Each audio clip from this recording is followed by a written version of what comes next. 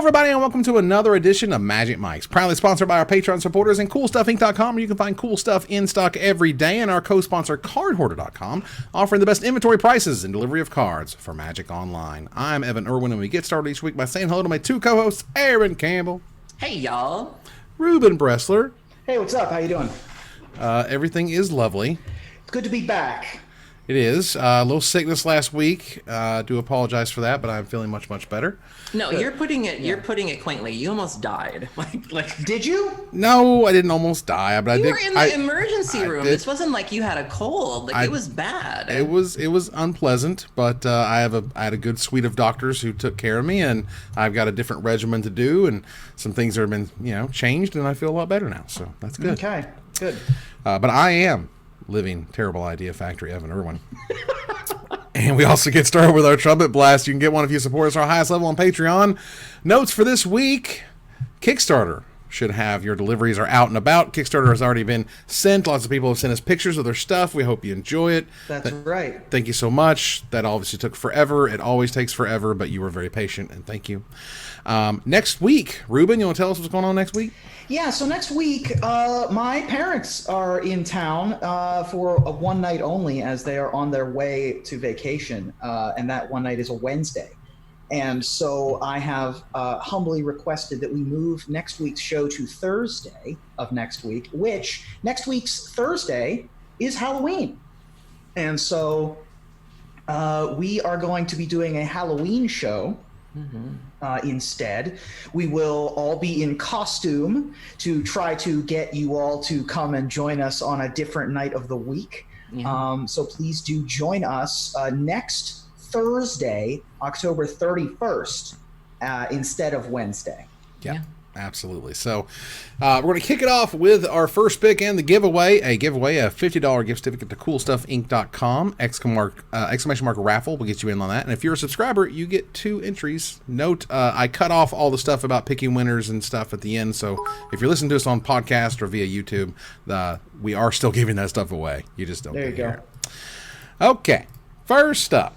Kind of a 1-2 punch. It's really difficult actually to figure out which one to talk about first because they're both very, very important stories.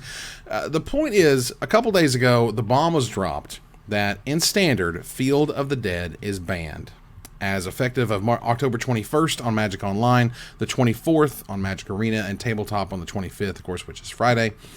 The witch is dead, essentially, when it comes to Field of the Dead. That card was unfair in a variety of weird ways when your opportunity cost is playing a land in your deck. Yeah. Okay. Also, just a lack of good answers. I mean, people were running like Unmoored Ego to deal with it. Like, it wasn't good. Yeah, the answers that existed, the cheap answers that existed, and the monocolor answers that existed rotated with the rotation. And so when the only answers left in the format are things like Bedeck and Bedazzle and Casualties of War, and Agent of Treachery and other things that cost 7 and 8. It's not a good look. We rotated Alpine Moon and Field of Ruin, and so field decks were taking over. And it wasn't just field decks; it was decks that were running field, but that wasn't the main thing that they were doing. They were just playing things. And oh, by the way, by the time we get to the late game, I'm making a zombie every turn. Yeah. Or 2 zombies every turn, and that's a problem. With that said, though, this was really Oko's weekend. Like, Oko was everywhere at the Pro Tour. Oko won the Vintage Challenge. Oko Oath of Druids won. Or no, it was the playoffs this past weekend. This was that weird middle playoffs to make up for the playoffs that happened earlier. But Oko won the playoffs. Like, they're running Oath of Druids with Oko in Vintage. Oko is seen play in Legacy. It's seen play in Modern. I mean, we're looking at 4 formats right now. And, a lot of people have their eye on that card of, is this next? Because even now with, Pioneer, which we're going to talk about, Oko is just obnoxious. It's $60 on Magic Online now? It is one of the best Planeswalkers of all time. I think it's already in the top 5 consideration. It's nuts. It's almost unbeatable. It just feels like unfair. Like, I was playing Arena earlier with a blue-green, just sort of the Oko deck, and it just feels unfair when you're like, whatever you're doing, get rid of it. Whatever you're doing, it's a 3/3, I don't care about it anymore. So now that we've gotten rid of Field, what is holding Oko back? Like, what else is there in the format that is going to keep Oko in check now that we've gotten rid of Field of the Dead? Because sure. the Mythic Championship, which we'll talk about later, was primarily Oko's, like Simic Oko or Bant Oko, and Field of the Dead decks. We got a little bit lucky with the eventual winner being neither of those two things, which I'm sure we'll talk about, but it's a big question mark. Oko at this point is one of the most expensive cards ever to have been in Standard. Yeah. We aren't quite to Jace the Mind Sculptor levels, but we're past most everything else. Like we're approaching Tarmogoyf, I think. I think you're approaching cost in Standard. Right. More like Jace Vern's Prodigy, maybe. That's what I was about to say. I think that we're probably around Jace Vern's Prodigy at this point, and it's only going to go up at this point. I don't see a light at the end of the tunnel per se of Oko not just running the format going forward. Well, there's a few things. Like, Wizards can do a variety of things in Theros. For example, have a creature that has protection from Planeswalkers. For example, have a creature that has Death Touch for Planeswalkers. Right. Something that basically says, yes, they're cheap Planeswalkers that have a high loyalty, but this thing can just get in there and kill it. Something like that would be necessary to try to keep it, something that is so much advantage as Oko is. Anyway, so we're not done with the BNR update. We do have Sorcerer's Spyglass in Standard, but that's like... It's not enough. It can even be too slow, yeah. Right. So, but we're not done because we have and banning in Pauper. Oh my God! Thank you, Wizards. Thank God. Arkham's Astrolabe is banned in Pauper. This card was unbelievably oppressive. You just needed to run Snowlands of any type. You had perfect mana. You had a ton of ways to abuse it. You had the best card advantage engine in the format, and we were begging for this in the last BNR. They said actual nothing about it, and this time they're like, "Oh yeah, they had a really high win percentage rate." And we're sorry. So high five. I appreciate it. Better late than never. Get that card out of the format. Card was just bad. The opportunity cost on Astrolabe is kind of worse than the opportunity cost on Field of the Dead, because you just put it in literally everything. I don't think that there was a deck that wasn't running Arkham's Astrolabe by late in the format. Ephemerate is still going to be a problem in Pauper because it's also a 2-for-1. It also still works with your 2 mana, what's the 2 mana version? Prism.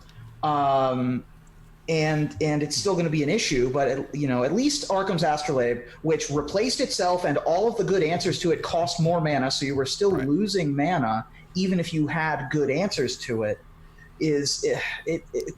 Pauper kind of has a similar problem to Standard, where we got rid of the big problem, but now what do we do? Yeah, and we'll see sort of where it goes from there. But the Astrolabe, the fact that yes, you can have Prism and that's cute, but again, there's so much, there's such a huge gap between turn 1 doing something, gaining card advantage, turn 2 doing something, and they have the ability to kind of respond to it. It's just, I'm happy to see it. Way to go, Wizards! Glad we came to that decision. All right, it took too long. In my opinion, it really did. But again, I'm happy to get there. This is much like, okay, we're not charging 2 wild cards for stuff in Historic. No one's playing Historic, doesn't really care about it. But the point is, you don't have to pay double wild cards to play in it. That was the whole point. Okay, but speaking of formats, Wizards has announced a brand new format. This is the Pioneer format, a new non-rotating format featuring cards from Return to Ravnica forward. And is coming to tabletop and Magic Online events as of right now. I know that as of Cool Stuff Games, CSI down here in Florida, we have Pioneer tournaments going on all over because people are super duper jazzed about it. Everyone's excited. This is basically your new Modern. This is something I sort of pontificated on Twitter, which is Wizards doesn't like Legacy, okay? I don't know if you knew that, but they hate it because they can't reprint the cards. Wizards can't make money off it. Yeah, they can't make money off of it. They can't put those cards that you need for Legacy in the booster packs, but you know what they can do? They can make Modern ridiculous in the form of Modern Horizons. They can just boost and put crazy powerful cards right into that format, and they can now set a new bar. This is something I've been waiting on for 5 years, 10 years now, where Wizards is finally like, we're kind of over that Legacy thing. And so now we have Modern, and then we have Pioneer, and then we have Standard. And Legacy and Vintage get to kind of go off to their weird kind of collector. You guys are great. We love your decks. You can play them on Magic Online really cheaply. But in terms of paper, you gotta put them off to pasture. But what you can do now is you have a modern format, which is going to be very much like Legacy. They gave you stuff like Force and Negation. I'm just going to tell you right now, spoiler alert, they're going to put something like Brainstorm into Modern, and they're going to put something like Wasteland into Modern. I mean, just mark my words. Fiction. Mark my words. Mark them. I'm telling you.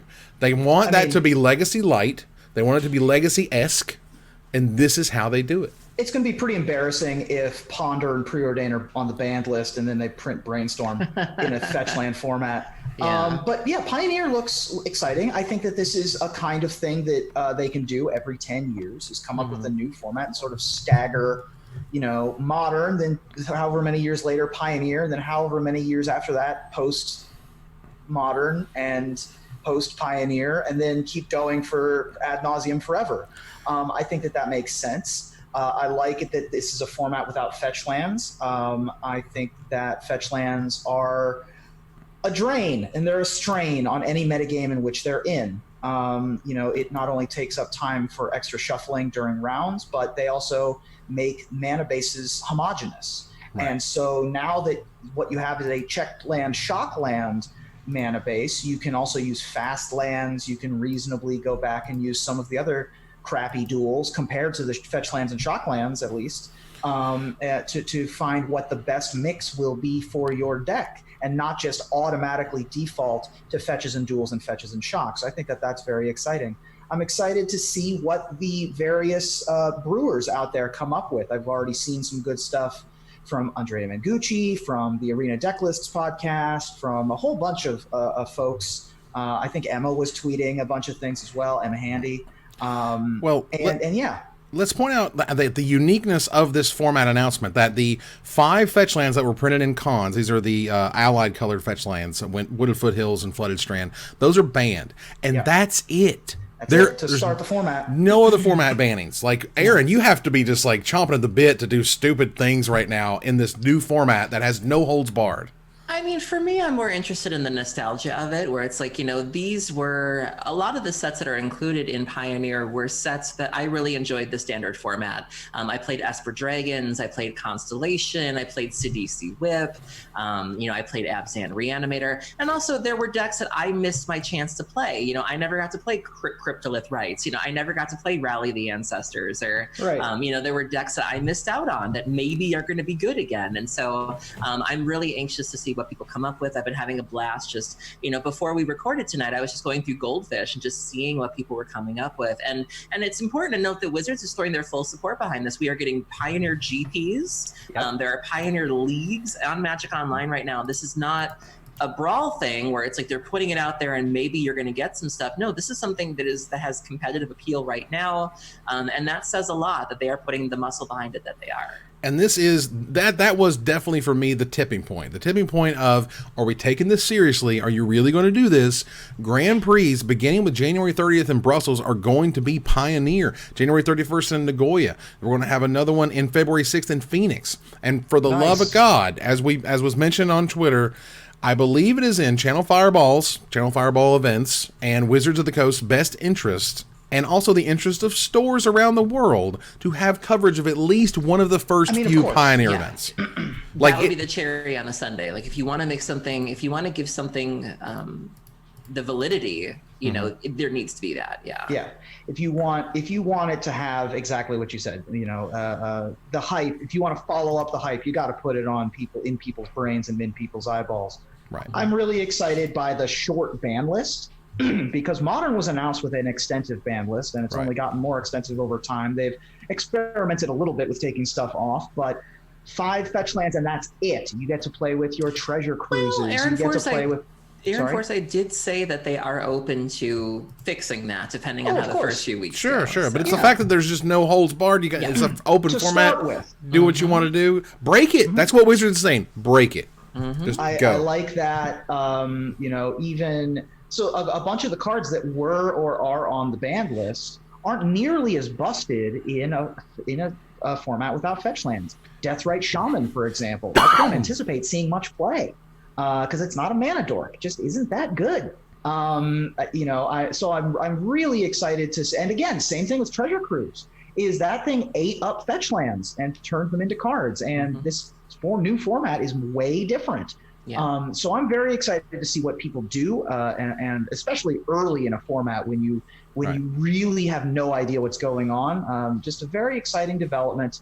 I'm excited. It's also rare that we get to witness the birth of a format like this, where, when is the last time? It kind of feels like a solstice or an equinox. There's just some rare event that you have to capitalize on where, this is the birth of a format. There is no metagame right now. Like, how many times can you, you can say that in standard, but it's different somehow. And I'm enjoying seeing this be like the Brewer's Paradise, the Aliantrazis and Adrian Sullivans and the Yeoman Fives, people like that. This is sort of their time to shine. And, I support every one of them. If you see somebody really churning out deck lists, toss them a couple bucks on the Patreon, follow them on Twitter, tell people that you got their deck lists, your deck lists from them, because this is it for them. Yeah. Yeah, the idea, again, that we have a brand new format. This is a sort of seminal moment. You'll be able to say, hey, I was there when they made this format, when nothing was banned with the fetch lands, and it was just wide freaking open. For example, Saheeli Rise disappeared all over the internet. Yep. Eidolon of the Great Revels disappeared all over the internet. Siege Rhinos disappeared from the internet. Yeah, Siege Rhino. Jesus. I'm excited for Siege Rhino to come back. I've missed my baby boy. I know, right? So there's plenty to look forward to. Again, there are updates at cfbevents.com/2020 about where they're going for the Grand Prix. The Eternal Weekend side event schedule, as I understand it, got updated to have some of these events. Aaron. Ooh, Aaron not on board. So, oh God. So there's two things at play here. The first one is that the details surrounding Eternal Weekend were significantly delayed for a mysterious reason that the TO couldn't really talk about. And come to find out that this was the reason, that evidently they knew about this format and they had to wait for it to be revealed to also reveal that they're having Pioneer side events. And so for those of us that had spent a long time waiting for hotel information or side event information, it was like you held up the entire show for this thing. And, there is a little bit of, we could say elitism, I guess, but, there is a feeling amongst some Eternal players that it's supposed to be Eternal Weekend. Like, you go because it's the biggest vintage event in the United States. It's one of the biggest legacy events in the United States. Now there's a modern championship. Yeah. Now there's a pioneer championship. And it can be a great opportunity to get people into the older formats, but it's a different crowd. One of the things that people will say if you talk to vintage or old school players is that you really do feel like you're playing with a different caliber of player. You do feel like you're playing with a more mature audience. And so there's a little bit of a concern there that there's going to be this influx of people that are not what we're used to and are frankly what we play vintage and legacy and old school to get away from. And so it's a little weird. And some people are like, I don't know how I feel about this. And so I'm sure it's nothing, but there was a little bit of bitterness there that we had to wait for the information because of this. And now our Eternal Weekend is not so eternal anymore. So you don't want to sully your pristine playmat with the disgusting savage-like cards that you could only play in the last 8 years or whatever. It's hard to describe, but you just get a different feeling, and anybody who's played these formats can tell you what that feeling is. Yeah, I kind of agree with Aaron, not the elitism part, but the part that that Pioneer doesn't feel exactly like an Eternal. Yeah. First of all, it got announced 2 days ago or whatever, and second of all, if you're not playing with Moxen, if you're not playing with old school MTG, at least Legacy, Y'all some elitists. What's wrong with y'all? But it's also a security thing as well. It's like, Eternal Weekend is one of the few events that requires wristbands. You have to have a wristband to get in. Somebody's checking at the door. It's a smaller community, so you know a lot more of the people that you're dealing with. But with an influx, you don't know any of these people. So you do lose some of that intimacy. You do lose some of that community there when the floodgates kind of get opened. And so I'm interested to see what the impact of this is going to be.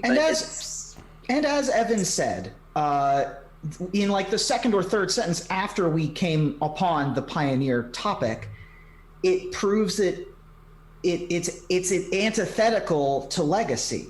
Mm-hmm. And if Pioneer is going to have a strain on Legacy, if Pioneer is going to take some of that bandwidth, and we have a event that is all vintage and legacy, then what are we doing exactly? And so I get the frustration.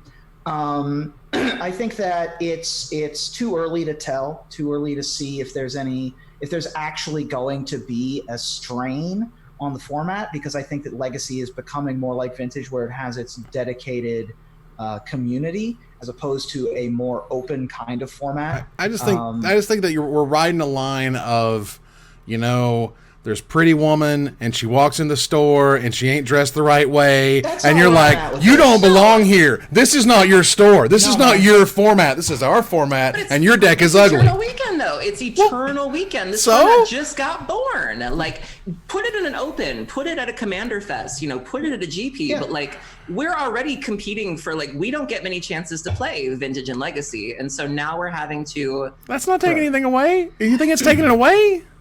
It's the one time a year that we get to focus on the oldest formats. Yeah. And you're gonna bring a format that's a week old. Yeah. Oh my gosh. All right, fine. I just think you should watch Pretty Woman. Think about it, okay? Think about it. All right. Somehow Pretty Woman was the crux of Evan's argument. Well, I have to somehow put it in terms you can understand. If you're just going like, those people are joke's on you. Not I've never okay. Seen the movie. I've never seen the movie. Are you serious? Yeah, I know. Wow, okay. I know what it's about, but I've never seen it. No. Sure, okay, fair enough. Hook her with a heart of gold. Got it. All right. MC5 happened this past weekend. Sure did. Congratulations to Javier Dominguez. Mm-hmm. Right. Who World took champion. it down. World champion just to have so happened to take down the Mythic Championship, which was amazing. The finale was really fun. Pretty crazy. In that, at the end, the challenger would have to have won twice against Javier in order to actually take it down. Yeah. And that was very intense. But also, Shi Tian was there, who did very well. He made top 8, and was able to communicate a little bit about his feelings about Hong Kong in the process. You guys want to talk about this one? Yeah, I was watching a good bit of the coverage. I was modding the chat a little bit. He wore a mask. He had a scarf over his face for a good portion of the tournament. He was allowed to voice his opinions on things going on in Hong Kong and his feelings about that. There was a speech when the top 8 announcement was made that was very heartwarming, and a lot of people clipped that. The mods were explicitly told that you could have Hong Kong messages in the chat and it was fine. You were allowed to say things like, free Hong Kong and things like that. So it seems like Wizards did take a page from what happened before and made sure not to make the same mistake. And it was really nice. Yeah. It was a really well received event all the way around, as far as I can tell. I have not seen the viewership numbers, but I was certainly more aware of viewership. It was about 6 when I was there. It fluctuated between 60 and 100,000. So I saw 120K at one point. Like it got there you go. And I was rooting for Lee. I was rooting for the red deck. Like I never thought I was rooting for the Rimrock Knights, and I was like the Cavalcade. Oh my God! Like he did amazing, and it was. I remember when Gabe Nassif beat him. It was very bittersweet because Gabe just did not look happy. Not that he was mad, but like he knew that like he had to be the one to take Lee out of competition, and you could see it in his face, and it's like, oh, Gabe, no, and it was very hard to watch. So, and I like it when the big names make it to the top. Like I like a good underdog story every once in a while, but Javier winning. I mean, Javier was not really that known of a quantity when he won the first time, but now that he is, the fact that he won again, the fact that we get Shi Tian, and the fact that we get Gabe Nassif, and all the big names at the top, with the smaller field, with only about 70 people in the field, those are going to be much more likely to happen rather than the 400, 350 person Pro Tours that we're used to. And so I love everything about it. I think that we got our coverage moment of the year with the interview with Shi Tian. I think that we got Wizards got a little lucky that Embercleave won the Pro Tour and not Oko or Field of the Dead, but yeah. That was new great. segments. They tried this new segment called Off the Top, where they just randomly called the pros and then they clipped it together with these neat vignettes and clips of the conversation. And they had subtitles for the folks that, English is not their first language. And so that seemed to be really well received as well. People really enjoyed that segment. You got to find out that Reed likes to steal cut oats, and Huey's favorite condiment is ketchup, and Carlos Ramau's nickname was Jabba. And we got to learn more about them. I thought that was kind of brilliant. First of all, when you're not really kind of ready for it, and Wizards has never done anything like that, I just kind of tuned into the Pro Tour and I'm like, what am I watching? This is And it's been the weak amazing. spot for a while. We've talked about how it's very hard to, you can build, somebody can be good at the game, but they might not be strong when it comes to interviewing a personality or branding or things like that. And so to see some of these guys really shine in that regard and really open up was a treat for me. I've never heard of anything more Reed Duke than the fact that his favorite food is steel cut But he oats. also eats frozen pizza, which is really, I don't mean like he heats it up. No, he takes it out and eats it. Like there was some He eats it peculiarities there. frozen? Yeah. Well, you can let it kind of thaw for, 10, 15 minutes and then Not if you're steel cut oats Duke. still cut oats. Steel cut oats champion. There we go. What you happens is he's so hot that it just bakes inside of him. He needs to eat it Wow. frozen so it doesn't burn. Jeez. Oh my goodness. All right. So there was another product that was announced by Wizards, and this is the Mystery Pack, the Mystery Booster Convention Edition, whatever that's supposed to be. Players at MagicFest Richmond on November 7th will be the first in the world to get their hands on this mystery product, which again, you can be part of that Magic history if you would like. So for $75, you can be a part of the first sealed event with it. Nobody knows what's in these packs. But the most recent rumor / expectation is that this is going to be like Pioneer Masters, or could have modern cards in it. Who knows? Could have legacy cards in it. Who knows? Sounds like Pioneer Masters. But it does sound like Pioneer Masters to me, but that depends on what that booster ends up being. Yeah. So there's not much obviously to know about it. Yeah, I think that this is a pretty safe pie bet if anyone wanted to make one, that this is going to be a Pioneers exclusive release. The timing matches up really well. I don't think it could possibly be much of anything else. Well, there was a question asked of Mark Rosewater on his blog-a-tog on Tumblr, who someone had said, is the Mystery Booster product going to be available through local stores or big box stores, or just going to be a MagicFest thing? And he said there are going to be two versions of the Mystery Booster. One for GPs / conventions and one for local game stores. So everyone can get in on the mystery fun. There will be details after MagicFest Richmond. So I think it's a cool way to do it. We'll see what's in it. It's been a while since we haven't heard of a product ahead of time. So speaking of products ahead of time, coming next year, February 29th, 2020, they have announced Unsanctioned. Yeah. The unbelievable, unheard of, unusual, unique, unfathomably fun. The pre-constructed silver bordered experience coming February 29th, 2020. Aaron, this is the product for you. It was made for... I'm just kidding. All right. No, I actually really loved Unstable. I drafted that, and I'm not a drafter. I drafted the crap out of that set. I really enjoyed it. This was really interesting. The way they do it is they're going to give you 5 30-card decks. And what you do is they're once for each color. And you take any 2 colors and you mash them together, and there's your 60-card deck that you play with. So if you want to play white and black, you want to play red and green, you want to play blue and red, you can put whatever types of colors you want together. Each copy, it's going to be a box set here. It's going to have 5 30-card decks, 2 6-sided dice, 10 double-sided tokens, 10 full art basic lands. You know how they go crazy for the unlands. Yeah. 5 regular, 5 foil, which is really interesting, and 1 reusable box. Wow. So this is a very interesting way to make an unset with a boxed set product. They only can say, because making unsets, particularly 130, 140 cards, that takes a while. You got to get all these crazy ideas. You want to break the mold. You want to do something nuts. But if you're just going to include, a certain number of new cards, and a certain number of reprints, I know that some of the older uncards are kind of hard to get a hold of. For example, Richard Garfield, PhD, amongst others. Maybe the rock, paper, scissors guys. Was it Scissor Cat or Scissor Claw or whatever? Scissors Lizard, Paper Tiger, and Rock Lobster. Yes, with the rock lobster, as you should be. But so they're going to have some of the old stuff, some of the new stuff, and those full art black bordered basic lands. They say will do the online proud. So I am very excited for that. Yeah, I think that this is a really good way to release unsets going forward. You know, being a self-contained product, you can add these to, you know, you can add your uncards to future versions if you really want to. This is a really fun and exciting product. Yeah, I think this is sweet. So, Aaron, does this actually appeal to someone like yourself? Would you want to buy this type of box I would set? totally play it. Yeah. Well, would you play it or would you buy it? That's the question. I bought Unstable. I bought Unstable. Yes, I would do this. Okay. Yeah. Do we know the price point on this? I don't believe they have announced the price point quite yet. Yeah. As I've heard sort of through the grapevine that it is going to be similar to the gift box, which was, I believe, about $50 MSRP. There's not an MSRP anymore, That's but about right. That's more or less what they're selling for. I wouldn't be surprised to see this for $49.99, but again, we don't have any prices as of yet. Right. 50's about right. For 5 decks. You get the value out of the lands. Yeah. So it sounds good to me. Yeah, I'm in. Absolutely. Wizards is running back Game Night.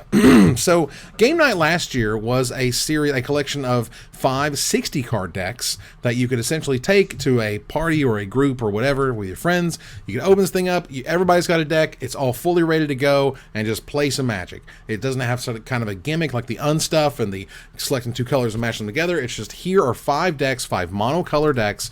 Take them out of the box and run. This was very much a big box product. This is a Target product. This is a Walmart product. This is a product that your aunt is going to get you for Christmas because they know you like that Magic stuff, and they found this thing, you know, at Target or whatever.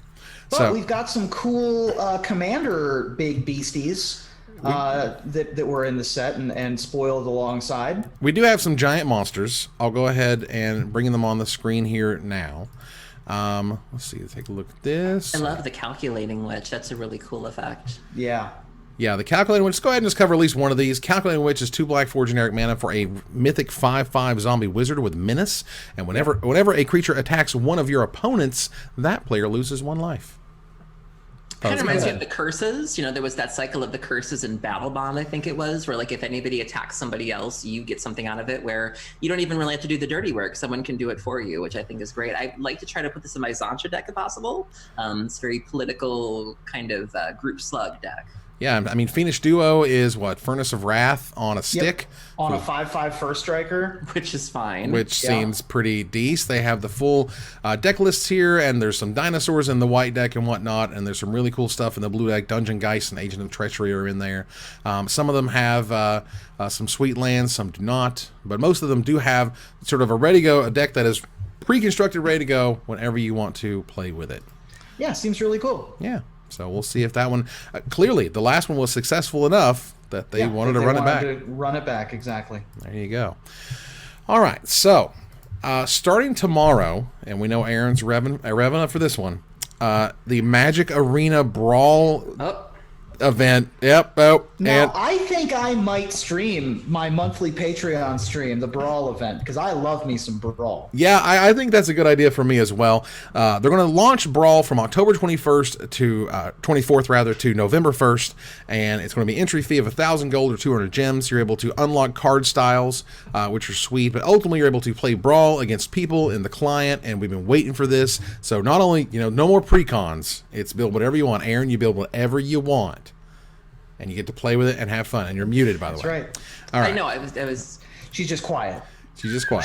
She just couldn't care less about Magic Arena Absolutely. or Brawl, or she's long since checked out. Now listen, if Pioneer came to Arena, I would 100% be in. Can we talk about that? Why is this not an Arena? Do we? Do we? Say what now? Do we have historic? No.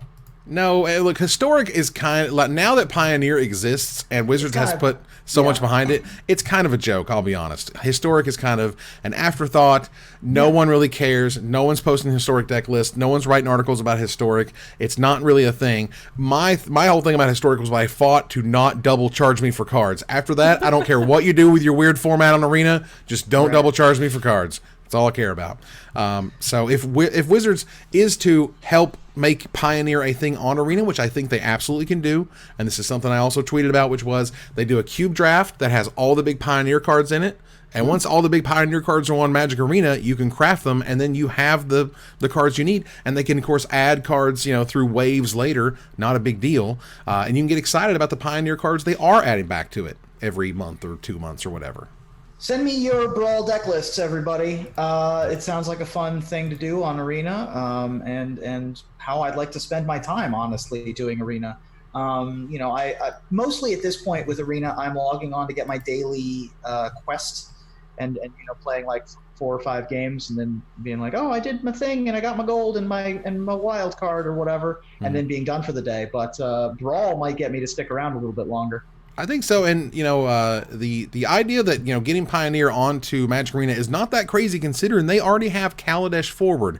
Everything from Kaladesh forward has already been coded into the client and is ready to go. They literally just turned it off. They just disabled it.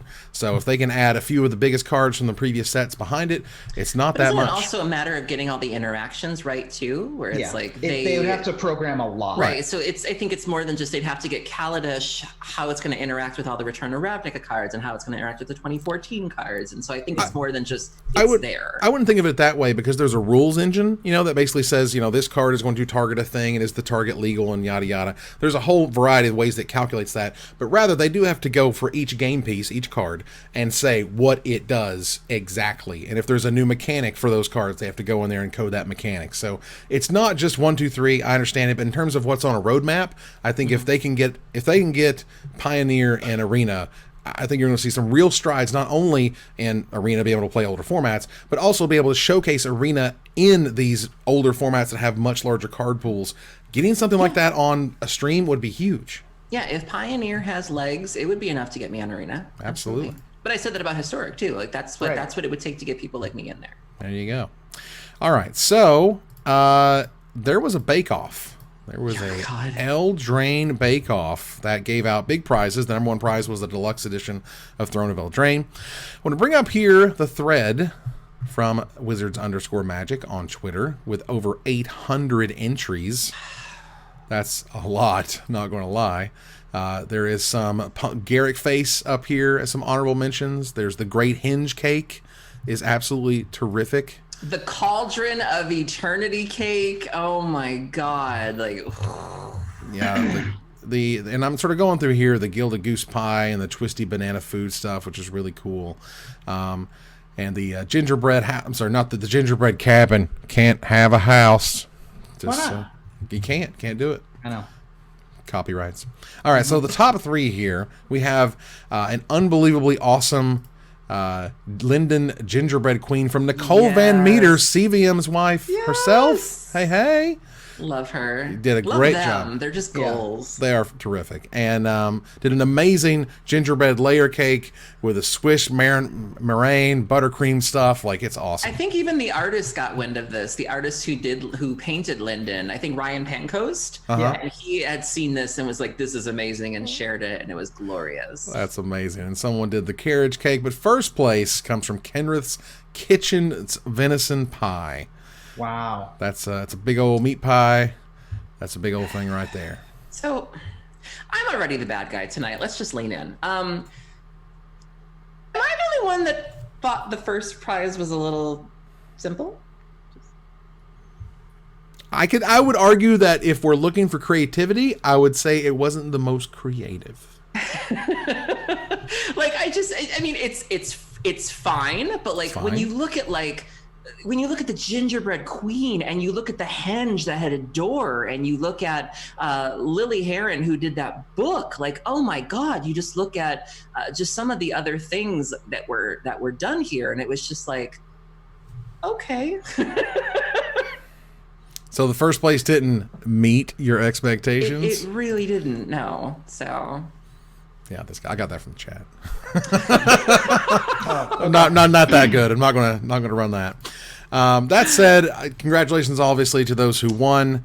This was a great contest. Wizards did a great job with it. Fabulous. Absolutely. Even the ones that just every day, like even just the ones that didn't win. Like, if you have some free time, click on that hashtag, because there are so many people who didn't get recognized, didn't make it to the top 10, and so many people who don't normally get involved with this, like Gabby and LSV doing Vorthos type things. Other people that just really took initiative and were like, I'm gonna go outside my comfort zone and do this, and just amazing effort all around. All right, so Aaron, you got to be really pumped for Theros, because next time it's the Raising Dead contest, and it takes them out of the ground. We pull it I am out of the ground. So ready. What are they? What's the native advertising for Theros World?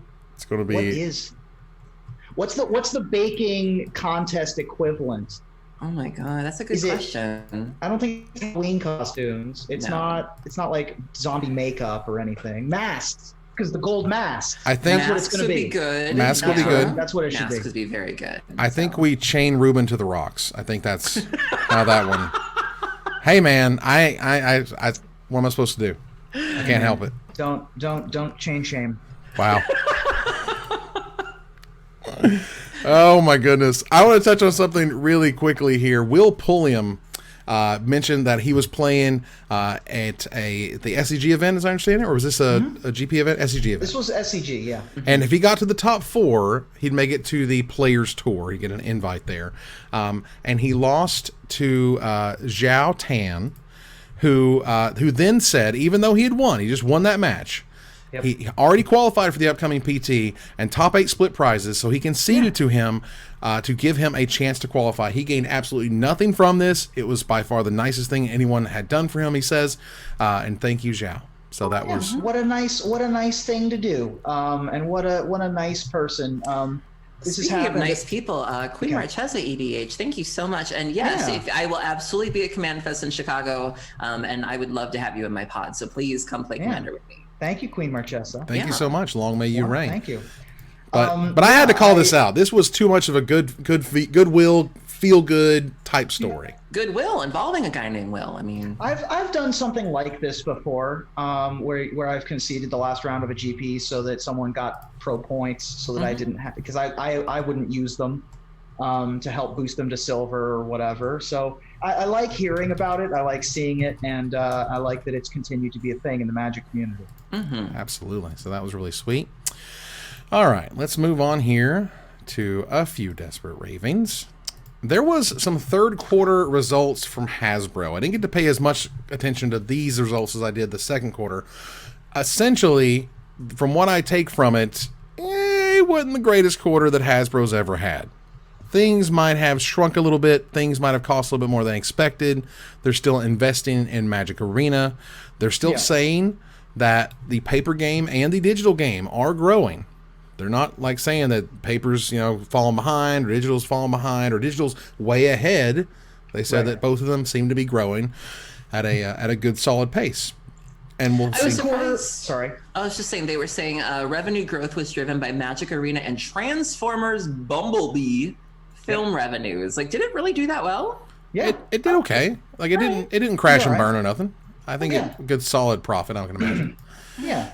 It was so the third quarter is always going to be tough for toy companies, just because the nature of kids being out of school and not really doing as much with toys. It's not the holiday season; it's the dog days of summer for everybody. We know as Magic players that it's the dog days. How the schedule, the seasonal schedule works. So I don't read too much into these Hasbro earnings reports. The fact that they reference Magic again at all is always a good sign. In positive light, and so I think that this is not great news, but it's fine. It seems fine. And again, they are reporting numbers in like the furthest out they can that is legally viable. You know what I mean? They don't want to give you, hey, Magic made this much, but Transformers made, Y dollars. Like, they don't want to tell you that. They want to say this category did well, and this category has issues that may include these.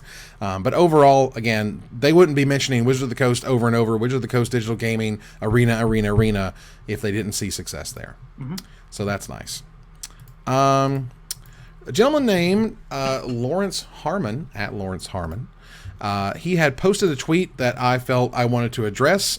He says here, honestly, pretty disheartening to have someone send this to me. Someone sent him, said, someone I barely know, but we are friends on Facebook, asked me for your Rug Delver sideboard guide and deck from your Patreon. And he said, I told him to subscribe to your Patreon if he wants it.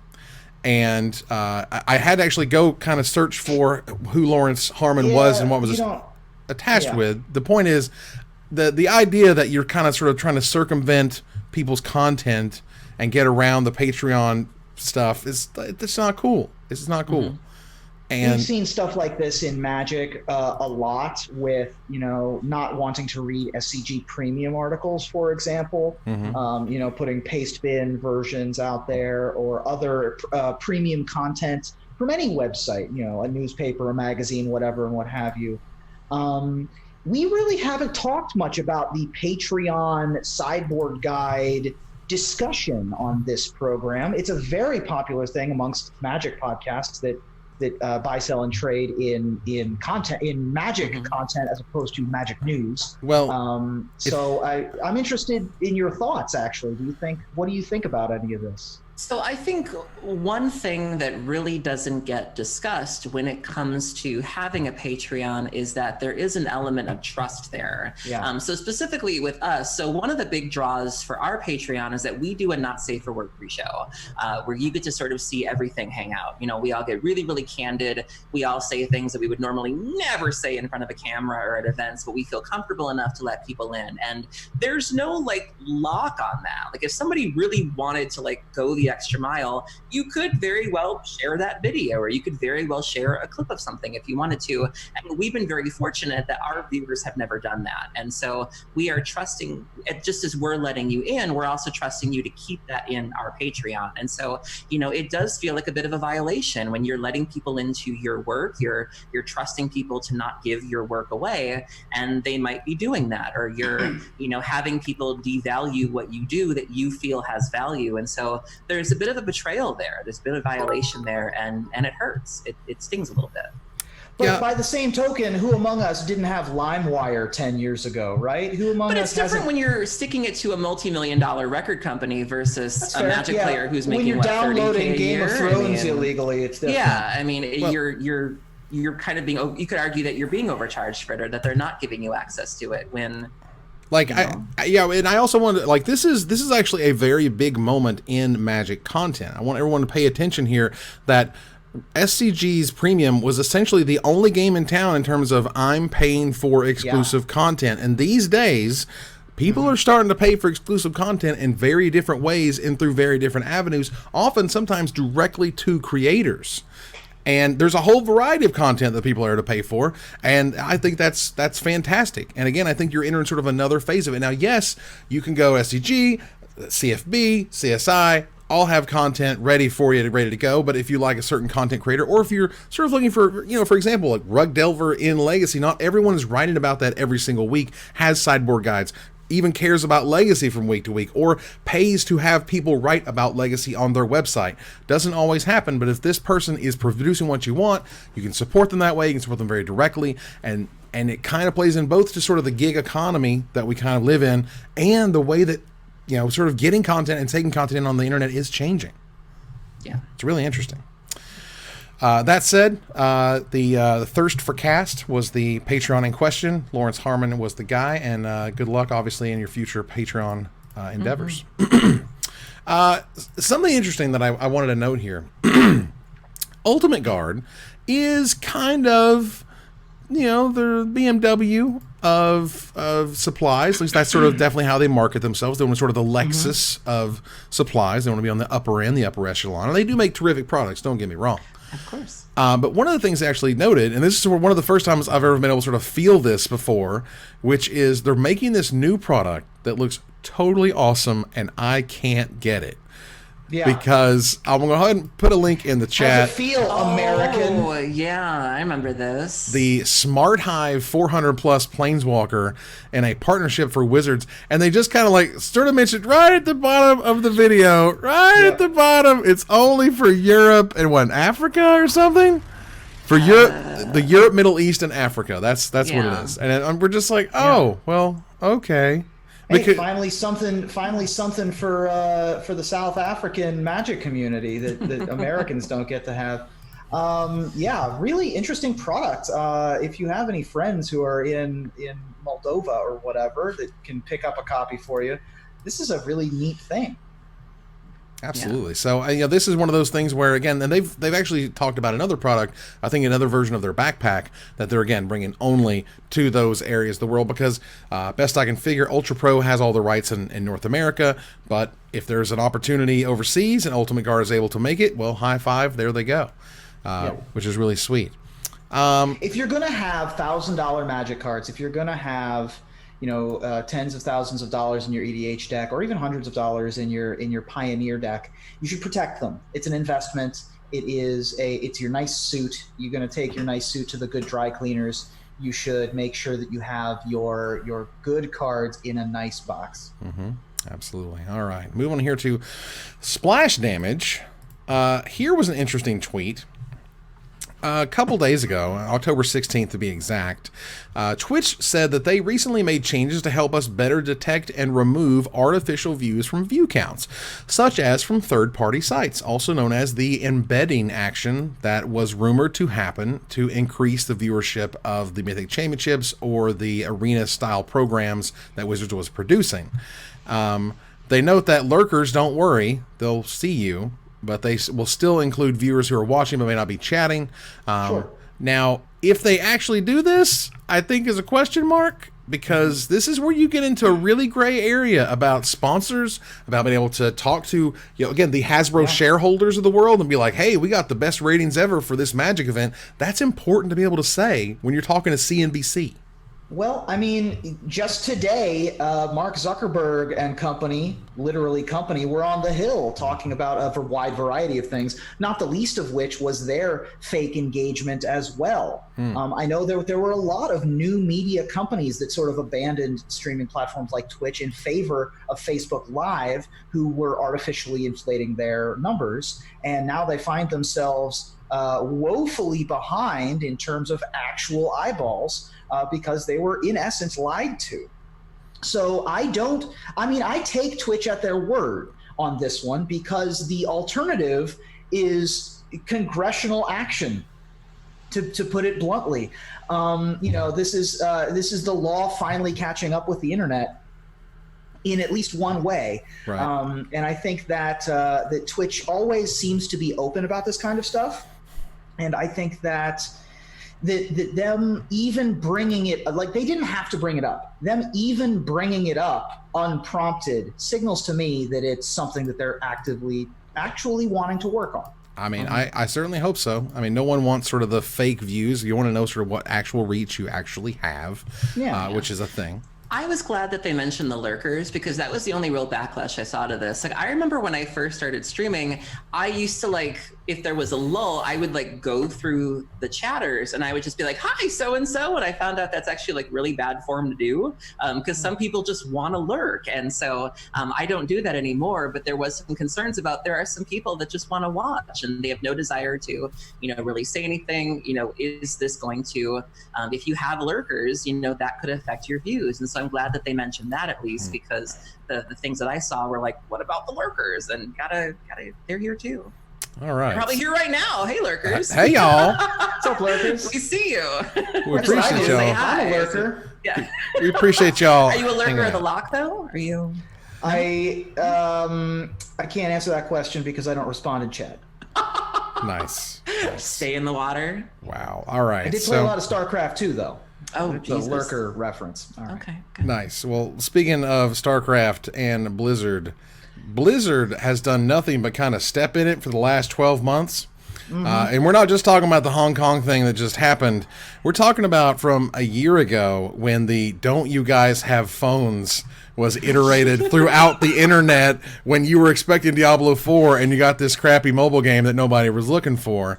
Later, a month later, they killed an entire esports scene when they canceled the Heroes of the Storm Global Championship, which was just like, a bunch of casters and pro players just out of work, just like that. Then they laid off 800 people. That's right. The CEO was bragging, and then 800 people. You laid off 800 people, and it's the best year you've ever had. What? Absolutely ridiculous. Now they did get Warcraft Classic, WoW Classic online. Yeah. And Aaron, I can imagine you were very excited about that. That was a win.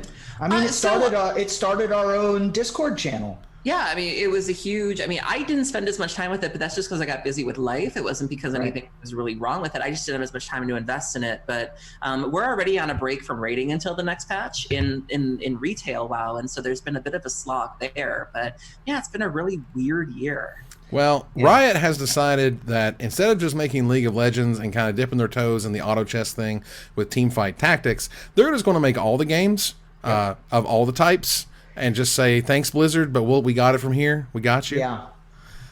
You know who's working on this game is Mel Lee. She was one of the creative folks at Wizards, and she mentioned that she was working on this too. And so really cool. This being Legends of Runeterra, which is essentially is a direct competitor with Hearthstone. Steve Rubin's on there. A bunch of folks have been working on this, and oh, by the way, this has been in the works for something like 5 years. They've been working on this. This has been a joke. This has been an ongoing joke. I don't want to call anybody out, but my friends who are Riot employees are like, it's always like, so when's Riot going to come out with a new game? When's Riot going to come out with a new game? When's Riot going to come out with a new game? And they're working on like 4 different types of games, and Legends of Runeterra was one of them. I was invited to the alpha in April, I want to say. I never ended up downloading it just because I didn't want to have another game that I was going to not play too much. But a lot of Magic the Gathering minds are involved already. As you mentioned, Pro Tour winner Steve Rubin. I've seen a number of tweets from a number of people of Magic, past and present, who are involved. And from all accounts, Legends of Runeterra seems to be a very good system. It's everything that people want in a card game. So they're coming for that hashtag Magic Arena money now. Like, Magic Arena kind of snuck up on Hearthstone, but don't count out the fact that League of Legends has incredible weight. Riot can throw a ton of money, influence, and eyeballs towards this thing. Sean Main, for example, who was previously in R&D, was also working on this. It looks really cool. And if it's as good as people are saying it is, I think we might have another contender. When you have stuff like the Elder Scrolls Legends that kind of, I guess, came and went, as it were, where it's like, oh, it's the Elder Scrolls. You couldn't possibly, screw that up, or that wouldn't possibly be a huge hit, or would not be a huge hit. And then it kind of, no one really plays it anymore, and we just kind of move on to the next thing. And honestly, that's what we're really afraid of for Arena, is that people are just going to be like, man, I'm good. I've had enough Magic. I'm out. Yeah, but the thing about Arena that's more similar to Hearthstone, that's more similar to Legends of Runeterra, is that it's backed by a massive conglomeration. So it's true. Like the ability to launch this game, throw a ton of money into organized play, a ton of money into gigantic events, because they've just got dollars on top of dollars at that company to make this a success. And I think as long as they paid real close attention to Artifact, I think we're okay. Yeah. And just don't do anything. Did anybody pay attention to Artifact, though? That's the joke. Oh my gosh. All right. But that said, that just means that Riot essentially is just making all these things. They're making a first-person shooter. They're calling stuff like Project L, Project J, Project M. Like, what? They came out with like 7 different titles all at once, which seems unbelievable. Wow. Yeah, so they get to take that and run with it. Good luck to those at Riot who are trying to launch this stuff. It is not easy. All right. Let's go ahead and do some thanks, and then we will do the giveaway as we turn the corner here to the finisher. One of the most heartwarming stories of the week was about Reddit user Pudgimelon, who has simplified and cutified Magic the Gathering for his 3-year-old daughter. Each deck has 20 cards, 12 friends, aka creatures, and 8 spells, all of which are sorcery speed. Toughness was done away with. Each friend's power is equal to its casting cost to simplify, and the turn order was further cut down to allow preschoolers to understand. Now, we all have that player in our group who could use a 3-year-old's version explained to them. So tell me, how would you help the preschooler in your playgroup grasp the complexities of Magic? Ruben? Now, children, I have a lesson for you today. A is for attack step, swing 2 2s for 2. B is for blockers, and that's up to you. C is for combat, which is where I want to be. And D is for damage. Bolt you for 3. Aaron? All right, listen up and pay close attention. Commander Guy Dumpty sat on a wall. Commander Guy Dumpty had a great fall. All of the mulligans and all of the bad hands couldn't put Commander Guy into a mood to play again. I'm playing. I don't really like this hand very much, but I'm just gonna give it a shot and see what happens. Turn 3 combo, everybody dies. Right? Yep. 42 mana on turn 3, you know? Hate that. Look, gather round #5 kids. It's time to learn you something from old man Magic. Remember to pay attention in school, do your homework, pay attention to your elders, and pay close attention to the 3 R's: reading, writing, and resubscribing to our Patreon. Patreon.com/MagicMikes. Wow. Goodness gracious. And that ends another live episode of Magic Mikes. Thanks for joining us here to discuss all things Magic. Thank you, Aaron. Thank you for having me, and thank you everybody for tuning in. Absolutely. Thank you, Ruben. Honk! Oh, God. God, we move over to our final slide. When you least expect it. I want to thank our sponsor, CoolStuffInc.com, our co-sponsor, CardHoarder.com, my co-hosts, Aaron Camel and Ruben Bressler, you guys for watching or listening, and we hope you support us at Patreon.com/MagicMikes. Please follow, like, tweet, favorite, share, subscribe to everything social that tells people we exist. Catch us online on our Discord, twitch.tv at MagicMikes, on Twitter at MagicMikesCast, our Magic Mikes subreddit, and like the Magic Mikes page on Facebook. Talk to us privately at MagicMikesPodcast@gmail.com. Follow the audio-only podcast at MagicMikesPodcast.libsyn.com, or find us on iTunes or Spotify, or join us here next week. Same time, same place. Well, same time as in Thursday. Not the same time. Right. Almost the same place. Halloween! Halloween! Join us next Thursday for another live episode of Magic Mikes! Oh my God. We'll see yins later. We will. Good night, everybody.